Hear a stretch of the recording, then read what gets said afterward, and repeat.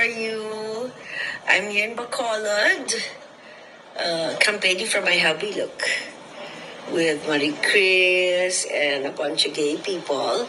But anyway, the reason why I called you is I have a favor to ask you. We gave all the documents, not to Mila, but syempre iba pag tumawag ka. A good friend of ours, Francis Chua, basically has a problem in Istanbul, in Turkey, so he went to court. The judge issued an order in his favor, so now we're just having everything authenticated so that it can be served in the embassy in Istanbul, right? So Mila has all the documents. I won't bore you with the details, but if you could call Mila and just give it a little push. Everything's above board, don't worry. I'm very good at that. But yeah, that's it. So I hope to see you soon. Liz, hi. Sorry to bother you, but I just got a call from Thor.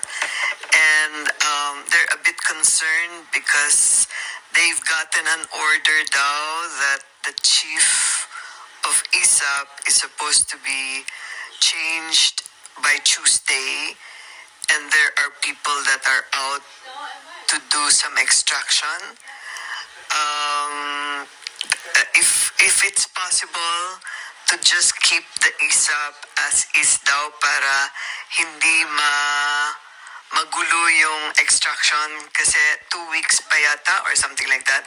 Or please call Thor. I might be saying the wrong things, but Thor needs needs help from you. Thank you. Hi, this is Lisa and I'm walking in the PSG compound. I just want everyone to know that I have nothing to do with ISAP. I don't know the people involved. I have nothing to do with appointments. I leave that up to my husband.